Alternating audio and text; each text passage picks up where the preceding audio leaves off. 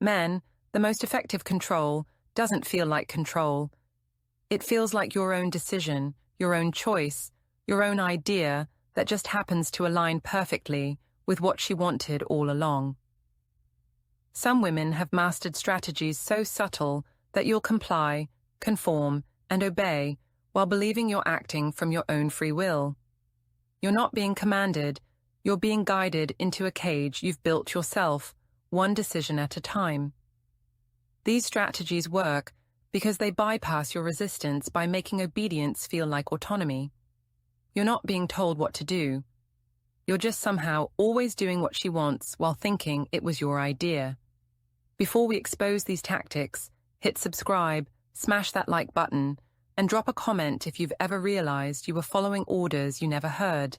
Your awareness might help another man recognize the invisible leash before it tightens. Strategy 1. The suggestion planting. Have you ever thought about, she doesn't tell you what to do, she plants suggestions disguised as curious questions or casual observations, then waits for you to adopt them as your own ideas. Have you ever thought about getting a better car? I wonder if your friends are holding you back. Do you think you'd be happier in a different career? These aren't genuine questions seeking your opinion. They're seeds planted in your mind that grow into decisions you believe you made independently. The strategy works because men resist direct commands, but respond to suggestions that allow them to feel autonomous. By framing her desires as questions, she avoids triggering your resistance while ensuring the idea takes root.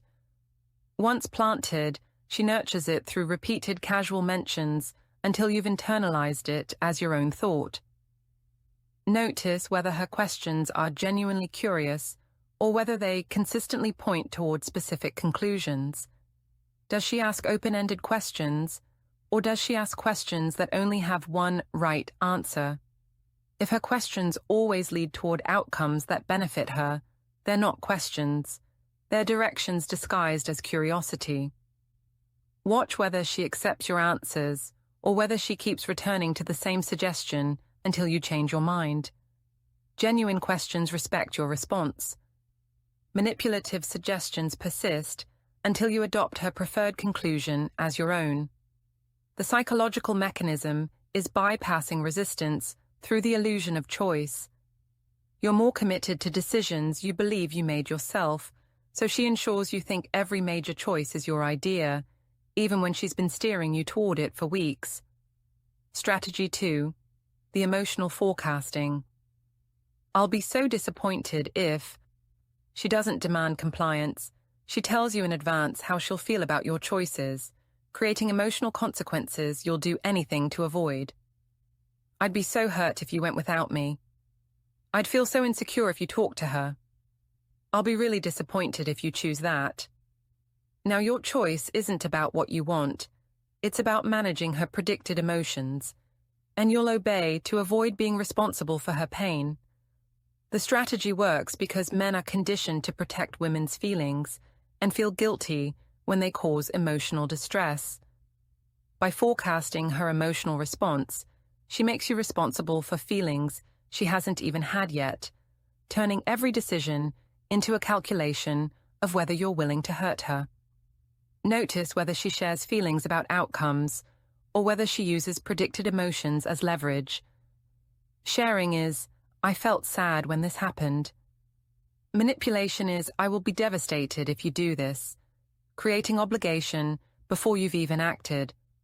Watch whether her forecasted emotions are proportional to the situation.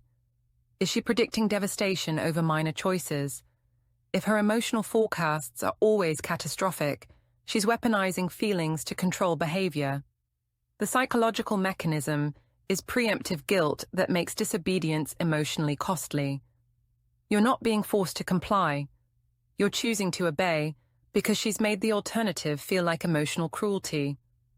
Strategy 3. The narrative control. Everyone agrees that you... She doesn't criticize you directly. She tells you what everyone else thinks, creating social pressure through manufactured consensus. Your mum even said you've been distant. All my friends noticed you were rude. Everyone thinks you work too much. Now you're not just dealing with her opinion, you're dealing with collective judgment that makes resistance feel like denying obvious truth. The strategy works because social proof is powerful. When multiple people supposedly share an opinion, it feels like objective reality rather than subjective perspective. You can dismiss one person's view, but when everyone agrees, resistance feels like denial.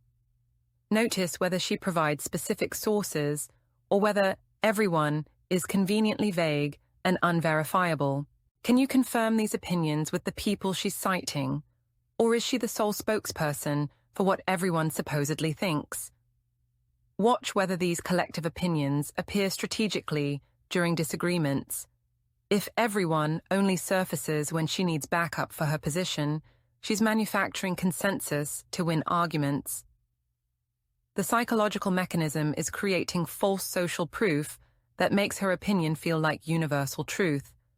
You obey not because she commanded, but because she's convinced you that resisting her is resisting reality itself.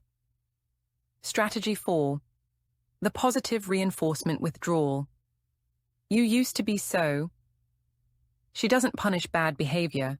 She withdraws rewards for anything that doesn't serve her preferences, slowly training you through absence rather than presence. You get praise when you comply, silence when you don't. Affection appears when you obey, coldness when you resist. You're not being punished. You're just noticing that life is better when you do what she wants, so you start doing it automatically. The strategy works because withdrawal doesn't feel like manipulation. It feels like natural consequences of your choices. You're not being controlled.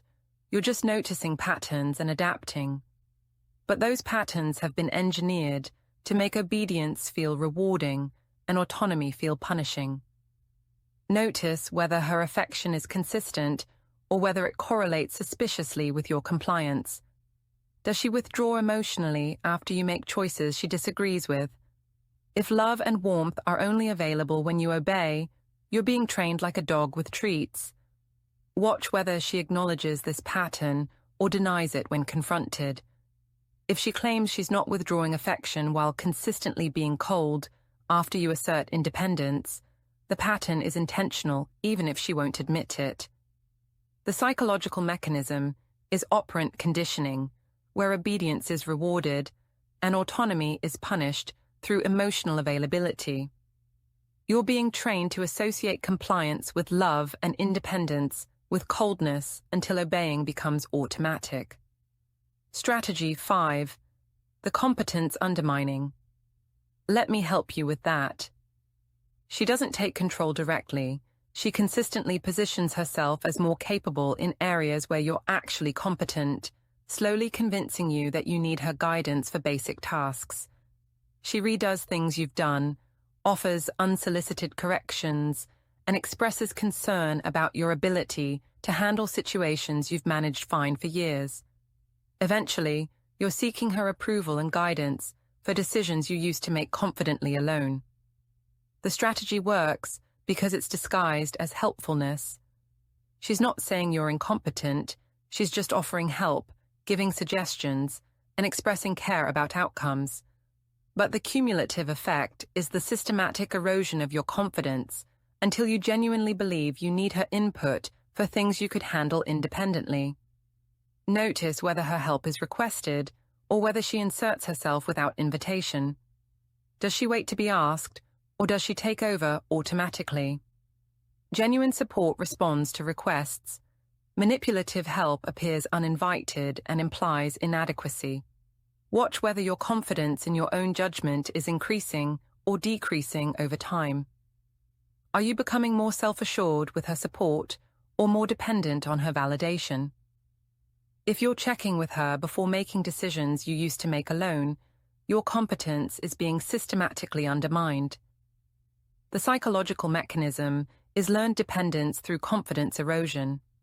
By consistently implying you need help, she trains you to doubt yourself until you automatically seek her guidance, making obedience feel like seeking necessary expertise rather than submitting to control. Strategy 6. The hypothetical future. Imagine how good it'll be when... She doesn't demand immediate change. She paints vivid pictures of a better future that requires you to transform in specific ways, making current you feel inadequate compared to future you. Imagine how happy we'll be when you're more established in your career. Think about how much closer we'll be when you're not always with your friends. She's creating dissatisfaction with your present reality while positioning herself as the guide to the promised future. The strategy works because men are goal-oriented and respond to visions of improved futures. By making her approval contingent on reaching these hypothetical futures, she ensures you're always striving, always changing, always obeying the transformation requirements she's established as necessary for the happiness she describes.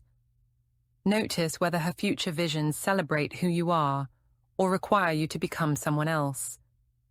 Does she imagine a better future with you as you are, or is the future good only after you've fundamentally changed? Watch whether these futures ever arrive, or whether new conditions appear once you've met the previous ones. If the promised happiness is always one more transformation away, the future vision is a control mechanism, not a genuine destination.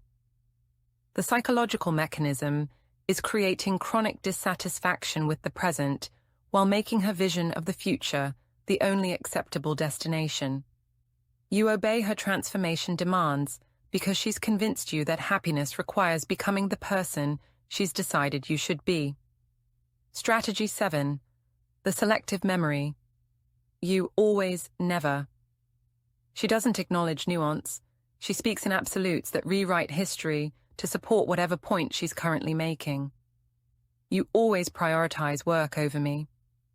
You never listen to what I say. These absolutes aren't accurate, but by stating them confidently, she creates a narrative where her current demand is actually just asking you to stop a pattern of bad behavior that she's established as historical fact. The strategy works because defending yourself against absolutes is exhausting and makes you look defensive. You're suddenly listing the times you did listen or didn't prioritize work, which makes you seem like you're denying obvious reality rather than correcting false characterization. Notice whether she uses always and never, or whether she speaks in specifics. Honest communication references specific incidents. Manipulative communication deals in absolutes that can't be disproven because they've already been stated as established truth. Watch whether she acknowledges counterexamples or whether she dismisses them as exceptions that don't change the overall pattern she's decided exists. If no amount of evidence can disprove her absolutes, they're not descriptions of reality, they're tools for winning arguments. The psychological mechanism is creating false historical patterns that justify present demands. By rewriting history into absolutes, she makes obedience look like simply correcting bad behavior you've supposedly always exhibited.